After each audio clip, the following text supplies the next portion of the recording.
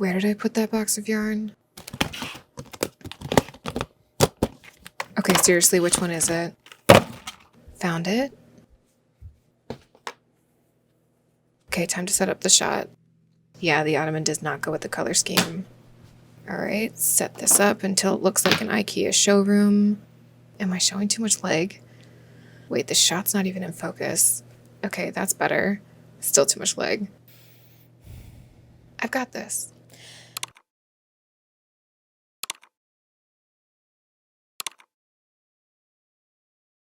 In one of my earlier videos, when I was recreating a TV show or movie knit piece, someone left a comment that was incredibly sweet, and it just fueled me from an inspiration standpoint. They had requested that I recreate the crochet sweater vest top from the movie Butterflies Are Free. And while I absolutely love that top, and I spent 6 hours planning out a video, prepping how I would recreate it, doing measurements, ordering yarn, it's been 6, 7, 8 months, and I still haven't worked up any sort of motivation to do it. And then about a month ago, I sort of gave myself permission not to do it. That's because I love that piece, but I would never wear it. I think it's really cute. I would totally make it for a friend, but I would never make it for myself. So I am really sorry to that person. I think I had more fun in the planning stage with that one. The good thing that came out of that is I now had a huge collection of yarn with a really cohesive color palette, and it's the same color palette as the crochet top in Butterflies Are Free. Now, I'm relatively new to crocheting garments. I've been knitting garments for a couple years now, and I've been knitting items for a decade and a half. And I think one of the issues with crochet is I was unwilling to use my nice yarn on crochet, and that was a huge problem because it meant that I wasn't fully in love with any crochet piece that I had made. And so this is really my love letter to crochet in saying, here is my nice yarn, and I'm ready to use it for you. I'm going all in. Let's do this. I'd like to formally introduce you to the yarn that I will be using. When I first got involved in the online knitting and crochet community, which I didn't even know existed until 12 years into my life of knitting, a lot of the knitting YouTubers were ecstatic about Knitting for Olive, and I just kept hearing about Knitting for Olive over and over and over again. If you don't know, Knitting for Olive is a yarn brand, and it is in the, what I would say, the median range as far as yarn goes. I think you have the lower end, nothing wrong with it, big box store, big craft store, highly mass produced. And then on the mid-level, you would have something like this. It's still somewhat mass produced, but it's a little bit higher in quality. It's a bit more expensive, but it's also not like an indie hand dyer either. I knew I wanted to start with their merino, especially because I have said this 100 times and people are probably sick of hearing it. I have sensitive skin, and so I just didn't want to risk anything super itchy. And I also wanted this to be drapey because I know that crochet creates a slightly thicker fabric than knitting does typically, even when working in the same gauge. And so I wanted to make sure that I was using a really fine yarn, and I believe that this is actually fingering weight yarn. And I wanted something that would have at least a little bit of drape to it, so nothing with a cotton or plant-based fiber. So that led me to spending a lot of money on Knitting for Olive yarn. I adore this color palette, and I'm really thankful for the Butterflies Are Free vest for the color palette inspiration, because these are never colors that I would have paired together. It's just not colors I would have ordered in a bundle, but I think they look absolutely fantastic together. So I actually bought more of these than I intend to use. So 2 colors that I don't plan on using is the Licorice, which is a very solid black color, and then we have the Oatmeal color. As my base color to give this a cohesive feel, I am using the Sky Cloud color. Here is Dark Ochre, and this is just a beautiful saturated color that scares me a little bit. It's a kind of a greenish yellow, which are colors that are not incorporated in my wardrobe at all. But I love this, especially for fall. I will say this whole thing is a very autumnal color palette, and it's like a moody autumn. And then it pairs so well with this one, which is Dusty Honey. I like that they give these fun names instead of just numbers. I mean, they all have numbers too, but these 2 colors go really well together.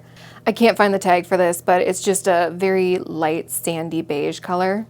I bought a ton of different blues. This is Bordeaux, absolutely lovely, and I think it goes so well with all the other colors in here. These colors go so great together. And then we have this one, which is Robin. I should make something that matches this dress in this like Robin color. How cute would that be? A sweater to go over this dress? No, one project at a time. So I think that's all the colors. My personal favorites would be this color palette right here. The two yellows, the Bordeaux, the blue tit, and the Robin red. They're just beautiful. They go so well together, and I love the range of saturation. Now, as far as the actual granny squares go, I have decided, well, with the help of my mother, I really enlisted her help on this one because I was so indecisive. What I didn't know is if I wanted each square to be different or if I wanted them all to look exactly the same. And I also didn't know if I wanted them all to have the same color border or go completely different on the border. And after talking with her, I felt very certain in the decision to go with all of them having a white border. That way they just have like a cohesive look. I looked at hundreds of images of granny square cardigans and sweaters, and I really liked the ones that had the same color border, but I also really liked the ones that didn't. And that just signified to me that it doesn't really matter what choice I make, because sometimes making a decision is more important than the decision itself. I love the color scheme, and I like that they all have the same color border, but I like that they're each totally different regarding the colors on the inside, because it just keeps it interesting from a crochet perspective. When I have to make, what, like 117 of these? We'll see when I actually go to like piece it together. Maybe I'll need more, maybe I'll need less. But it just keeps it interesting so that I'm not getting entirely bored. And then there's little micro decisions to make throughout that also don't really matter, and it's best not to overthink it. So I think these are all gonna look really cute together. So there you go, that is some context on this whole project and what's actually going on from a planning perspective. The next step for me is to spend the next few months making as many of these as possible. And when I have somewhere between 40 and 100, I'll lay them out and try to figure out how I'm gonna make a sweater out of these. This is my creative process, so I'm leaning into that. I'll see you in a couple months.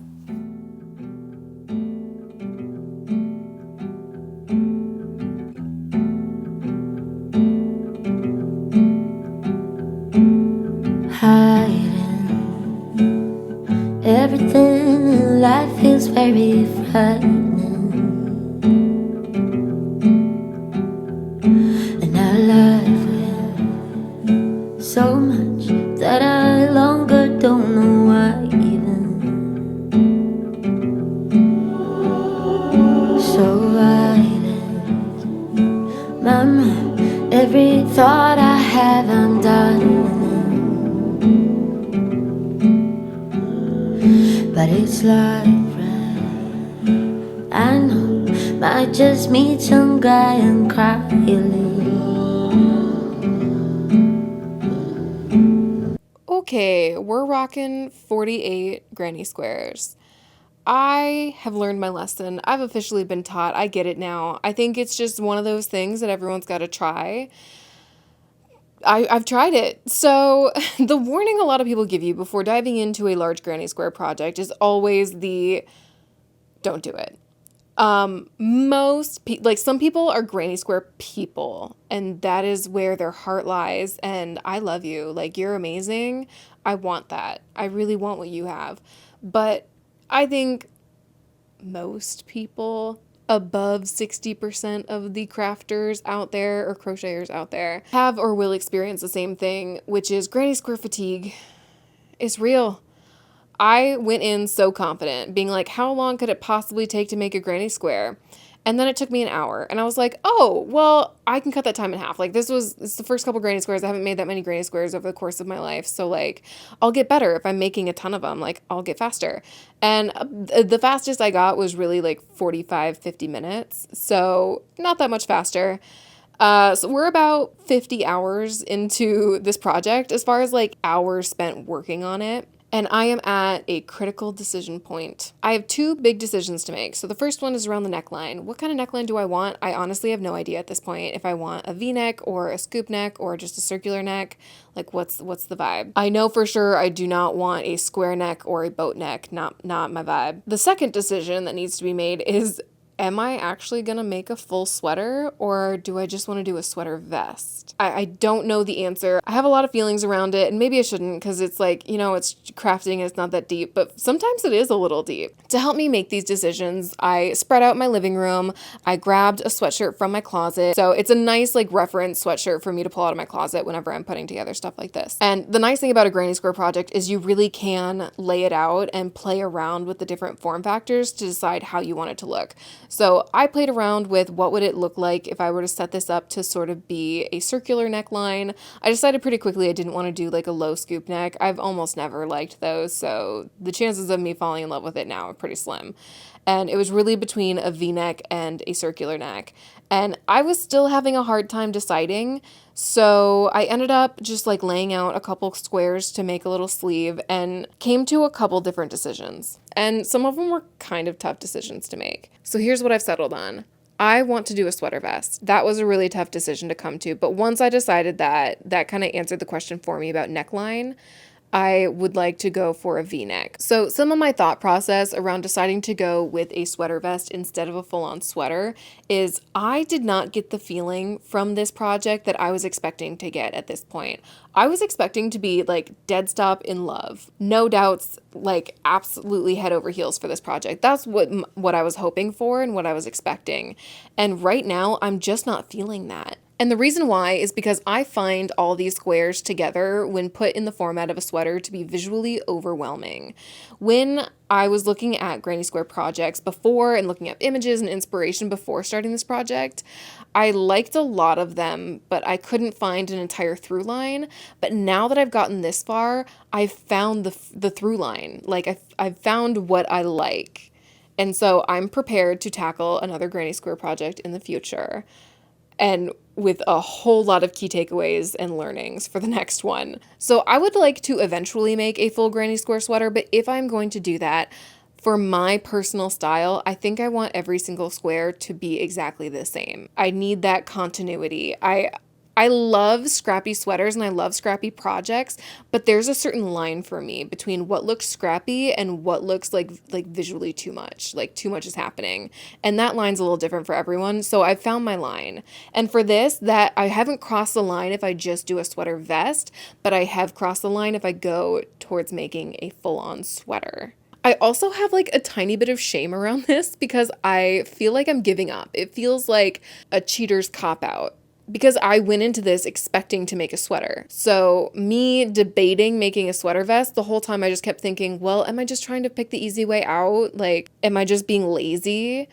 And the more I sit with it, yes, yes, but also I would like this more as a sweater vest. And if I'm not 100% in love with how these look together as a sweater, it shouldn't be a sweater, and I shouldn't pour another 30 hours into making 30 more granny squares in order to do sleeves.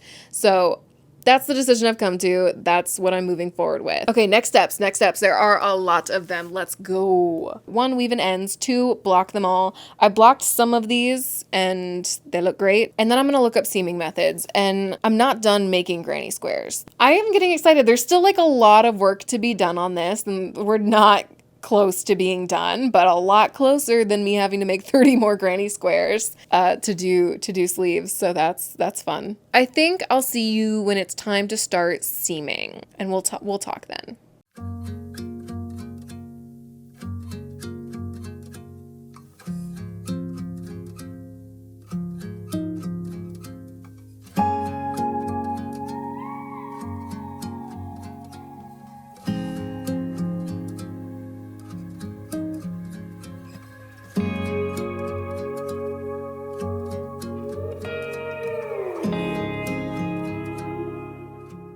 I'm questioning everything. I was so confident yesterday and was like, I got this. I can do this.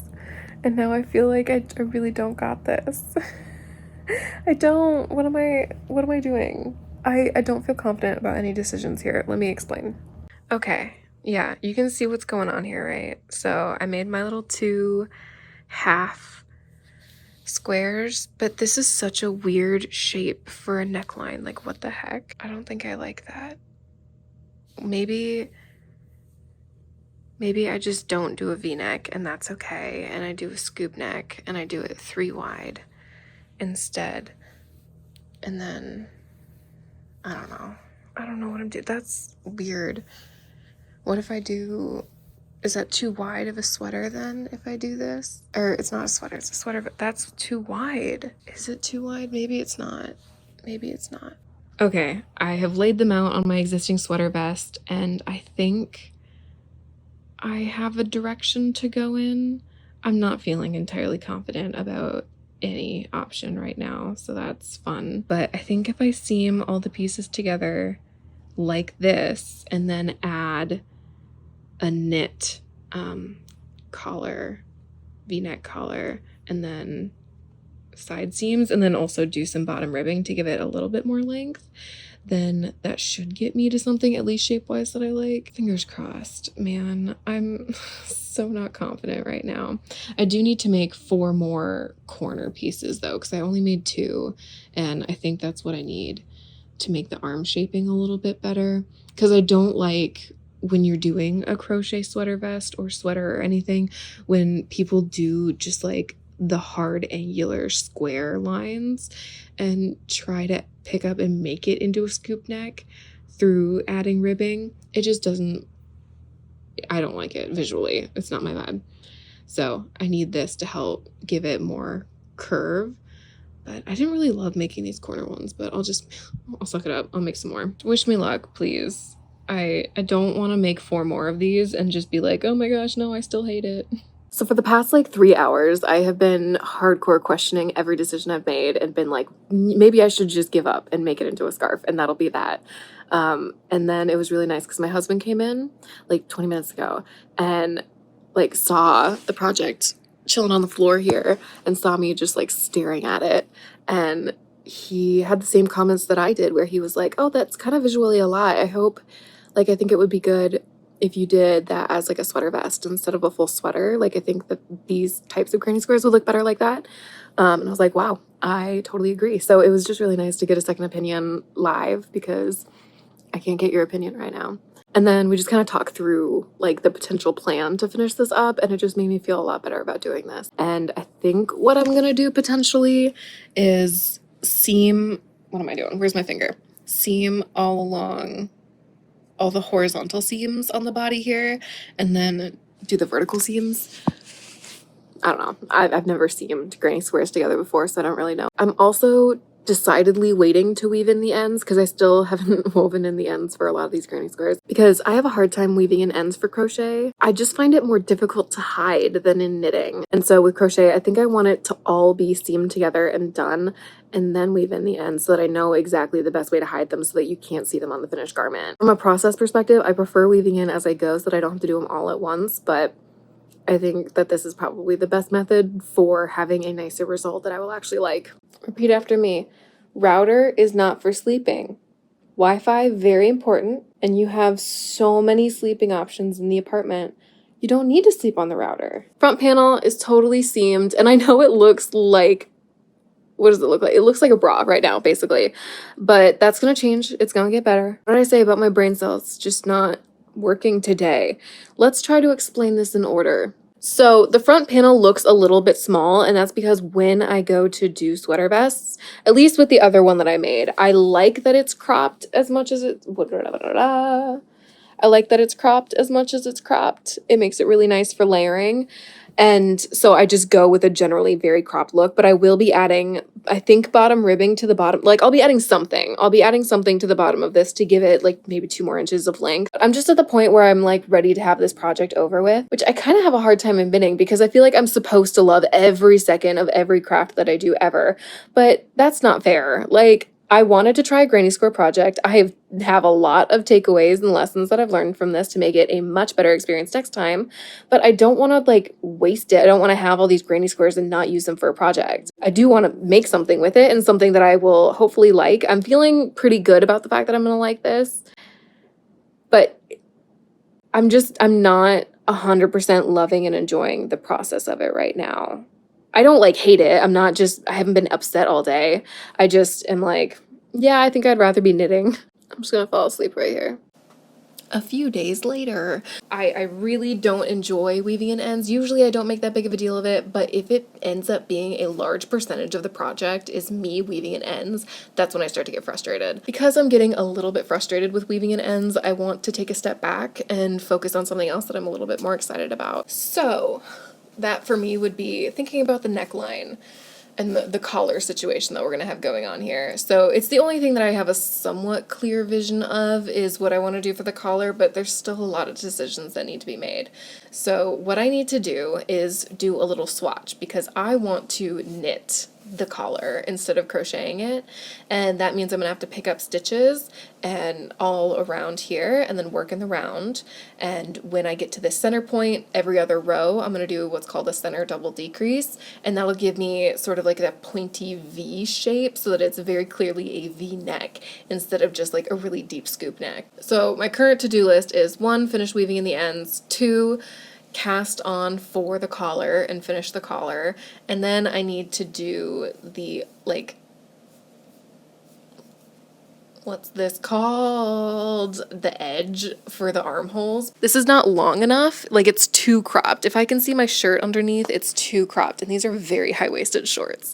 So I'm gonna want to add like an inch or 2 of ribbing, probably 2 inches, but I don't need to add so much that it would be worth it for me to add another row of the granny squares to this. When it comes to doing the armholes, the reason I'm hesitating is because I'm not sure what I want to do on the side here. So,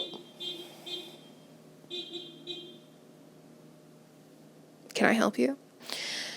So here are the options that I am considering for the side panel. It's kind of tight if I was just... So option 1 is I sew this all together, but that would mean that I have 0 inches of positive ease, and I'm just committing to this being a bit of a tighter fit, which is okay, but I do like to have a little bit of positive ease just to make things like comfortable. So that is option 2, which is where I add sort of a panel in the center. And if I decide to do that, what I'm not sure, it would probably be like an inch or 2 wide. Would I want it to be knit or crochet? And would I want it to be granny stitches if I were to crochet it? And what color would it be? Just a lot to think about there. And then the third option is if I add little ties on the side here, because that would give me a little bit of flexibility in how wide I want to make it. And if I just add like 1 or 2 ties, because I'm planning on always wearing this over another shirt. I'm not planning on wearing this as a tank top. What am I going to do, guys? What am I going to do? For a very rare surprise, we have Mary in the house. She does not like being on camera very often, and she very rarely voluntarily hangs out with me for longer than, 10 seconds. So it is the next day, and I just wanted to provide a quick update. I promise future videos I'll go back to having my more intentionally filming setup and everything, but for now, I feel like a little gremlin, like working my way through this project this week. So the update I'm giving right now is I am working on the collar. There's absolutely no good way. Maybe there is a good way to show you. I'm working on the collar right now.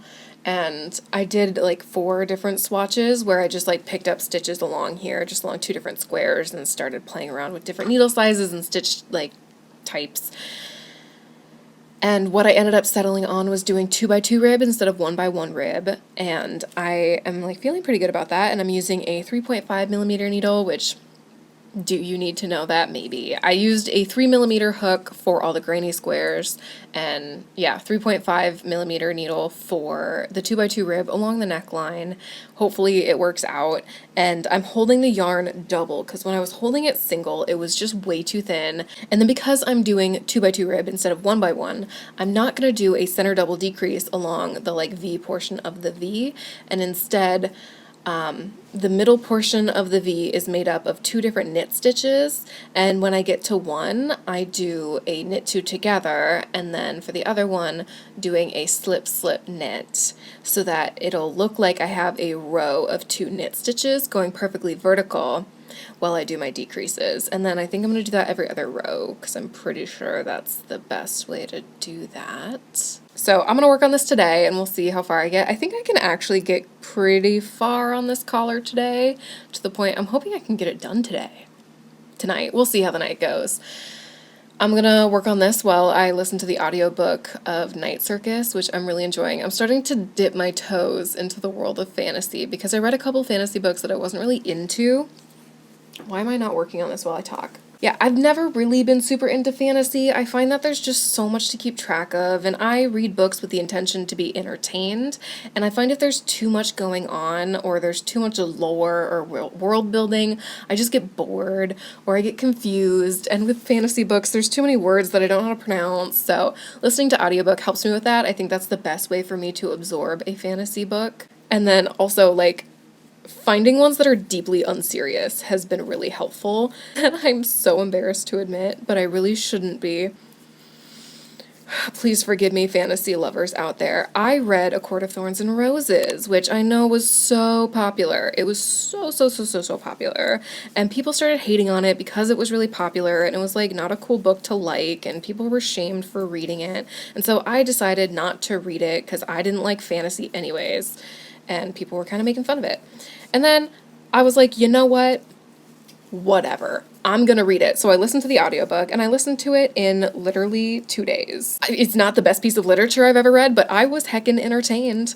And then I followed it up by reading or listening to That Time I Got Drunk and Saved a Demon, which is just so funny. And the audiobook version is so hilarious. I don't know if they're called actors, or readers, but the person read by did an excellent job. It was just so fun to listen to, and now I'm listening to Night Circus. So I'm really entering my fantasy era. So if you know of any fast-paced fantasy books, let me know. Editing me here. I wanted to add a clarification if you're going to offer up a book recommendation for fantasy books.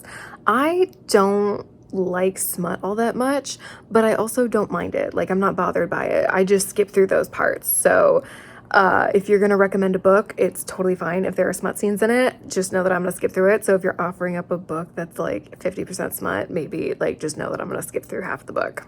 I was in a major reading slump this year. I didn't read a single book, even listen to audiobook, anything, until mid-August or end of August. And now I'm in my like crazy, I can't get enough, I've listened to 16 audiobooks in October sort of mindset, and it's October 5th right now, and not October 5th, it's November 5th, the evening of November 5th, and I'm trying not to think about the election because we'll just see what happens. We'll just see what happens, and everything's gonna be fine. Hey baby, is it okay if I sit next to you?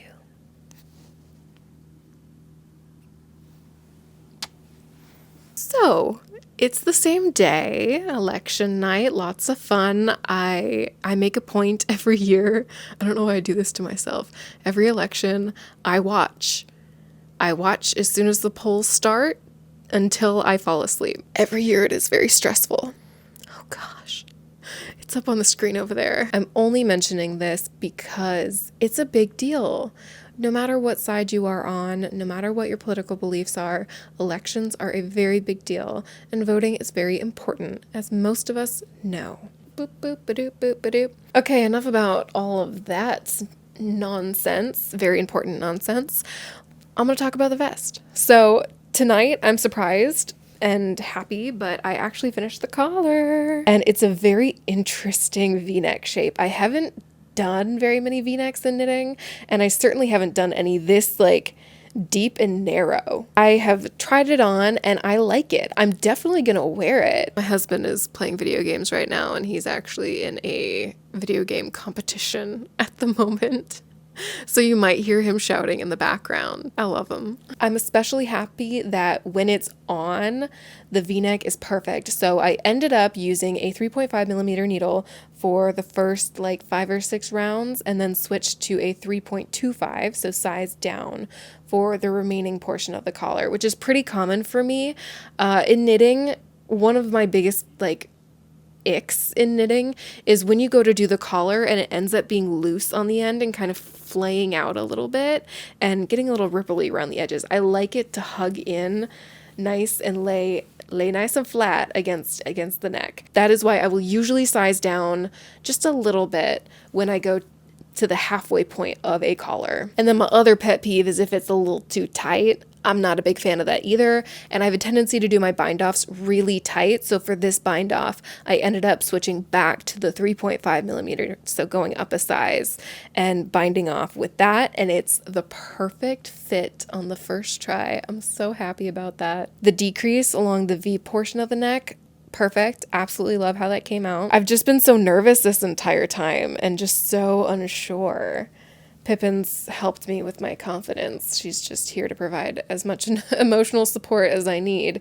I gotta stop looking over at the Electoral College map right now. Find a good way to show this while I talk about it, aside from me holding it up. No, Pippin, come back. There we go. That's a good way to show it. Fun fact about Pippin, she used to be trained. She isn't anymore because I didn't keep up with it, but she did sit on command. She would fetch on command. She would walk like proper walks outside on a leash, on a harness, really well like a dog. But she was at one point trained, so I know she understands several words. So it's hilarious to me now where I know she knows certain words and she chooses not to listen. Next steps for the vest.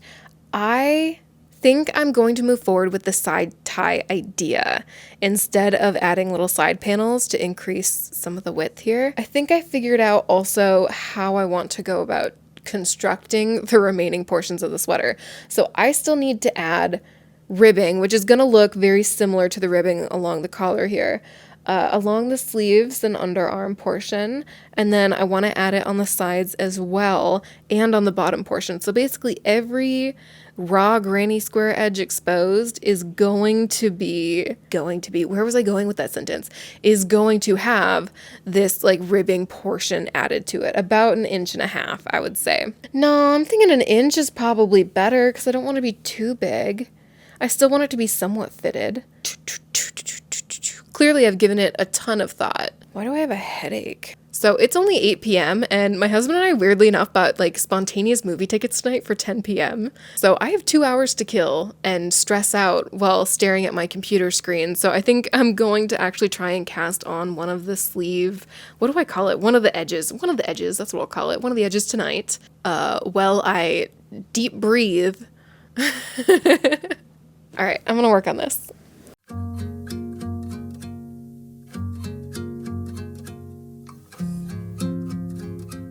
It's done. And if I'm being completely honest, it turned out as good as I expected at the very beginning and much better than I expected at the halfway point. A lot of the choices I fussed over, I'm really happy to say, and it's most likely just a little bit of luck. But I'm happy to say that they were good choices. I like the small gauge, though I would not do that again. I like the small gauge of the crochet and the knitting. I like the 2x2 rib. I like the V-neck. It's a very unique V-neck shape for me. Like I said before, I don't have anything that's this long and narrow. And coming only to a V shape towards the very bottom, most that I've seen have a very gentle slope down to the V section. I like the color, I like the split. I ended up debating between doing an I-cord and a button on the side to close this gap here, because this is intended to be a flat piece that has a closure system, but I tried on a couple different buttons and I didn't really like any of them. I found them distracting and they didn't really add to it from my perspective. Because it's such a busy piece, I wanted something a little bit more simple, and I made an I-cord little tie, well, half of an I-cord tie, and it just was not nearly drapey enough for me. It was pretty stiff, and I don't like the idea of it being really stiff. I would rather have it behave more like ribbon tying together. So I ended up just doing a sewn closure here on the side, and I'm really happy with that decision. I think it looks a lot cleaner and a little bit more simple. This felt more like an exploration of crochet for me and an exploration of granny squares than me trying to execute a specific vision. It was more like, hey, I haven't really played around in this world. Let's see what there is. And I'm so thankful that I did this project because I have so many clear takeaways. And I am not turning my back on granny squares. anytime soon, but I have a much clearer vision of what to do next time to make it a far more enjoyable experience for me. Next time I attempt to make a granny square project, I would like to make a full sweater at some point in time, but I would like to make a project with a larger hook size and a larger gauge in general. I used a 3mm hook for most of this, and it was just too small of a gauge. It ended up being difficult to work with. You know, when you're crocheting and you kind of have to poke through, it just took a little bit more focus and time to do that than if I were to use like a DK weight yarn. I think I would have gotten into a flow state much better using a larger yarn. But if I were to use a larger yarn, I'd want to go with something really, really drapey, because I don't like the stiffness of crochet.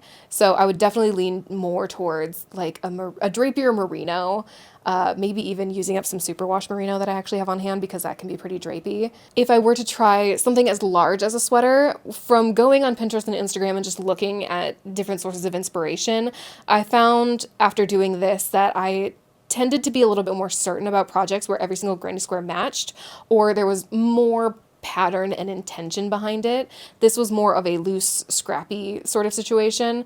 And I think next time I would like to do every single granny square the same, or doing it where it's a checkerboard pattern and every other, just something a little bit more cohesive, maybe a more limited color palette.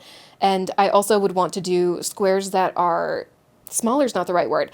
This has 6 different rounds of color from the innermost section of the, make sure I'm pointing at the right thing, from the innermost section to the outer white portion. It's 6 layers of color per granny square. I think in the future I wouldn't like to exceed 5, and maybe even lean closer to 4. I also learned that I think 50 granny squares per project is about my max. Like that's the point where I just start not loving it as much.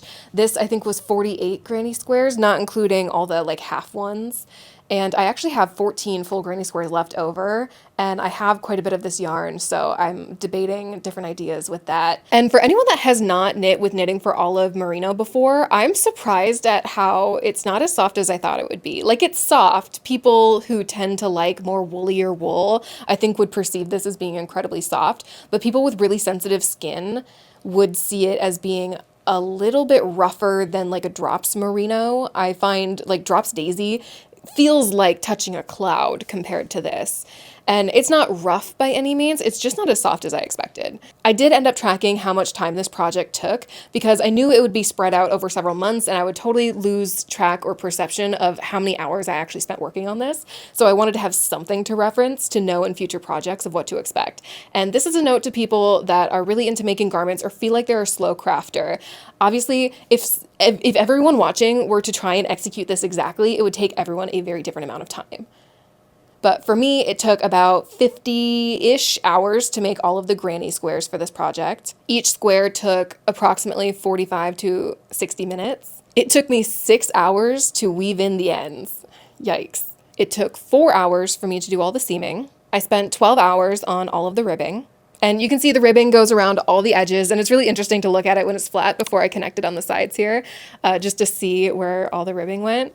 And I'm really happy with the way that I went about doing the ribbing, doing all the sides and armholes and stuff first as one piece, and then doing this bottom portion. And then other things related to working on this project took about 3 hours, probably more depending on what you actually want to count. I spent countless hours on Pinterest and like websites and Google searches trying to decide on things, so I didn't count that time. But as far as blocking, and can't think of anything other than blocking, but all the little things associated with doing a project. So in total, this project took me about 75 hours to complete, which is a long time. My goodness. I can only imagine how long it would have taken if I had done a complete sweater. I should also note that I am not a very fast crocheter, and because this was such a small gauge for me, I had a difficult time manipulating the yarn the way I wanted it to and getting the hook to go in the spots that I wanted it to go. So that process took me a lot longer than I think it would if I were to size up. But yeah, that's it. I think this is so autumn to me. This is very fall. I'm definitely gonna wear this on Thanksgiving, even though I have no Thanksgiving plans, so I'll just wear it around the apartment. And I don't know about you, but as soon as I finish an object, or even when I buy an article of clothing, I instantly try it on with everything in my wardrobe and see what combinations I end up liking. And I found a lot of different combinations that I really did enjoy. And I was happy to see that I liked it with tank tops and shorts. I liked it with dresses. I liked it with my different pants. It goes with all of the pants in my closet, which kind of surprised me because I didn't feel like I have a lot in this color palette, but I guess I do. So all in all, I personally would call this a success, and I am happy that I made it. I'm also glad that I finished this just in time to upload it for tomorrow, which is the day that you might be watching this if you're a real go-getter. The day that it will be uploaded is tomorrow. So I'm going to finish editing this portion, and hopefully I didn't talk too long. I feel like I've been talking for like 15 minutes. I always do that. I've never once in my life have I worn a watch, but you know, why? Why do I do this? Thanks for being here. If you like this video, subscribe if you're not already, because that's fun for me. It could be fun for you. I don't know. There's a certain satisfaction to like pushing a button and having a little something happen digitally, a bunch of ones and zeros bending to your will. That's all I got for you. Thanks.